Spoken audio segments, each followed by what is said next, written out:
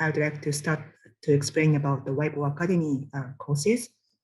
WIPO Academy offers several online distance learning courses in the area of collective management. And there are 4 different modules available, and I do recommend you to check them up on the Academy website if you are interested. The link is in the slide. I also followed some of these modules several years ago, and I found that the most comprehensive course among these 4 modules would be the third one, aiming at the CMO practitioners on DL503.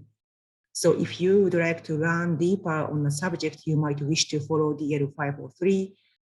The estimated time is officially 3 months for this module, but you may adapt the speed at your own pace with no problem. It's perfectly compatible with your full-time work, but at the same time, you will have a tutor who will accompany you and lead discussions among you and your course mates. So you may, of course, ask also questions to the tutor, so you will not be alone. And if you wish to learn more quickly, you might wish to follow, for instance, DL506. The estimated time frame for this module is only for several weeks, and this is much less heavier than the DL503, for instance. The courses are actually available currently in English, but also in several other UN languages. I'm not sure if there are some Chinese speakers among you, but we are currently preparing for Chinese versions of these courses too. If you are a governmental official from a developing country, or if you are working for a CMO, you should be eligible to receive a scholarship and might take those courses for free. If you are interested, I would suggest to check with our academy colleagues about the tuition fees, and we will be happy to introduce you to them if appropriate. I also wish to explain a little bit about WIPO Connect. So this is an IT tool developed by WIPO. Many of you might have already been aware, but as Anita has also mentioned it, I think, but CMOs, especially those in developing countries, are facing a challenge to have an accurate and efficient documentation system to be carried out in digital era. And the use of works in a digital environment has been increased. And in order for right holders to receive correct remunerations, a CMO is required to document voluminous amounts of information and data of works and rights in a swift and accurate manner. And this is often not easy task for many CMOs. And WIPO is supporting those CMOs to have a technical solution and improve documentation capacities, and as well as collection and distribution of a CMO. One of the important features of WIPO Connect is that not only it may facilitate the documentation and collection and distribution task of CMO, but also it allows the CMO to access international repertoire databases composed of several CMOs, repertoires, and information. As the overseas CMOs may also have an access to a CMO of WIPO Connect user, it could also serve the dissemination of local repertoires to foreign markets. And we are doing so in cooperation with CISAC, IFRO, and other international CMO federations.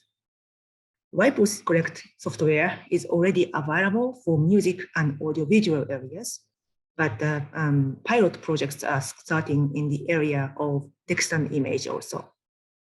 It will be available in your own language, and all we need would be, in general, a request from the government for the deployment of WIPO Connect. Yeah, I just would like to mention about the WIPO Arbitration and Mediation Center tasks. So we are also in coordination with WIPO Arbitration and Mediation Center when it comes to dispute resolution regarding CMOs. And some of you may perhaps have heard of it, some of you might not, but the center provides services to facilitate the resolution of commercial disputes in many areas of intellectual property, including copyright. through alternatives to court litigation, such as mediation, arbitration, or expert determination. Regarding the CMOs, the center has already had many experiences, including dispute resolutions between CMOs and users, CMO and CMO, CMO and its members, as well as CMO member and another member. Also, an ADR Center recently published a report regarding the use of ADR mechanisms in B2B digital copyright and content-related disputes. The report counts about 90 pages, actually, but the executive summary is available in less than 10 pages, and both are available from the link in the slide. So please feel free to visit and have a look. And the report is based on survey results received from more than 1,000 responses, including about 100 CMOs. The report's findings include, among many others, I pick up several, but 52% of CMOs have policies or guidelines for drafting dispute resolution clauses in their B2B digital copyright and content-related contracts. And 28% of CMOs, including ADR in their policies and guidelines. It has been also highlighted that among WIPO ADR case, 21% are relevant to copyright. And the presentation I had during the report launching meeting webinar, the presentation also mentioned specific examples of WIPO ADR cases in the copyright area. For instance, in the area of music and dispute resolution between a group of music publishing associations and the CMO regarding distribution of royalties for public communication of musical works on TV, unpaid royalties to authors of musical work included in TV series produced by a multinational entertainment company and made available to the public through a digital platform, dispute between author and online platform regarding removal of a musical work due to copyright infringement, and so on. I will not go into detail further, but there are so many interesting things is available. So please don't hesitate to check out the report from the link. If you have any questions regarding the report or WIPO ADR services in general, we would be also very pleased to liaise between you and our ADR colleagues. I also wish to mention one of our newest initiatives, which is WIPO Copyright Infrastructure webinars. This is a series of webinars which we launched a few weeks ago only. The series feature a number of speakers from both the public sector and the private sector on a range of topics relevant to copyright infrastructure. Again, in our digital age, to track the usage of works in a correct and swift manner, and to distribute the collected remunerations to appropriate right holders efficiently is not always an easy task. And many tools have been suggested. I have talked about WIPO Connect, but also many metadata identifiers, standardization initiatives of data exchanging formats, and various technology solutions. And the series will cover all of these solutions and tools. And this is open to the WIPO member states and observers, of course, but it is also open to the general public. So anyone may listen to it as long as they may register for the participation.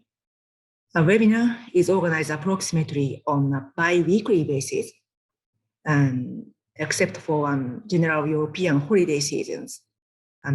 It is a 1-hour event and usually organized during the lunchtime of Geneva, starting 1 p.m. So for many of you, I think it should be evening. And I remember that, for instance, Singapore is 7 hours ahead of our time. So 1 p.m. of our time should be 8 p.m. of your time. It includes a presentation of a speaker And usually it is one speaker, but depending on the topic, it might be two speakers presenting tandemly or three.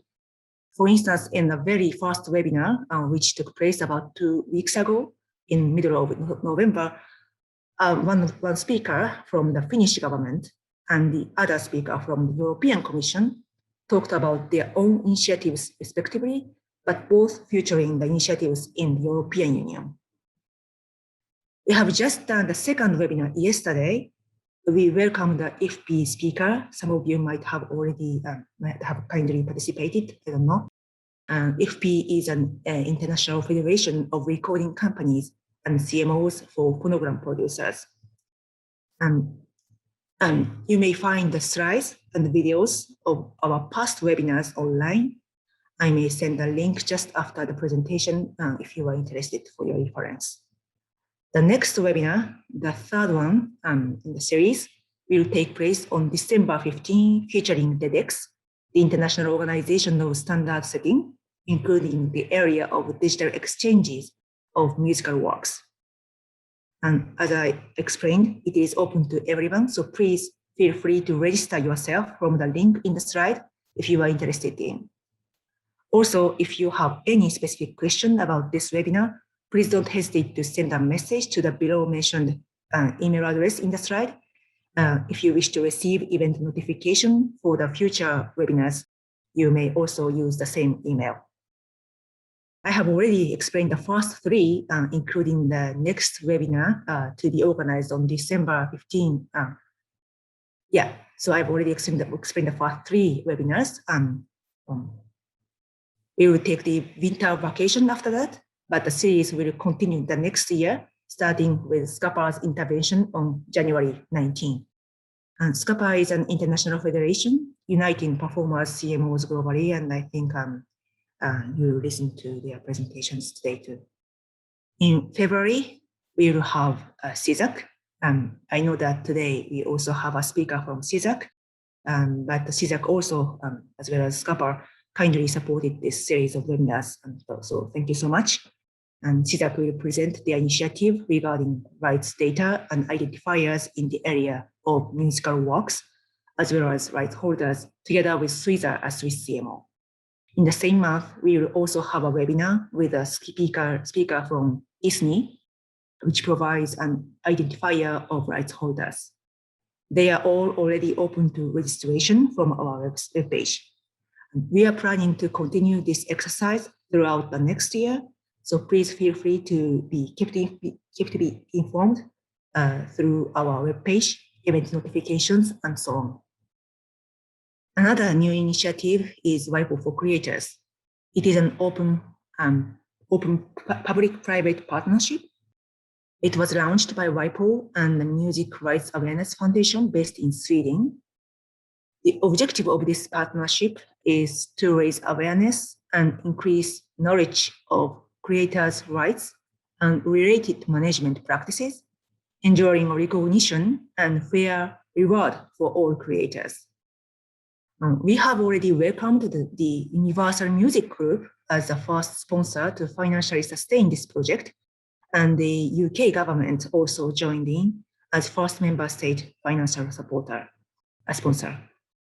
WIPO for Creators is now seeking potential bidders to work on developing the rights awareness platform, where creators and rights holders may consult documents and material for awareness raising, which will be available on a demand basis. We, which means Anita and I, are not directly in charge of this project, and there's a separate team available for this project. But please let us know if you are interested or if you have any specific questions. We would be pleased to liaise with those colleagues. You may also find the dedicated webpage from the link in the slide, which contains a lot of useful information. So this is the final slide for me. Before ending our joint intervention, I just wish to let you know that we have many references and publications with regard to in the area of collective management.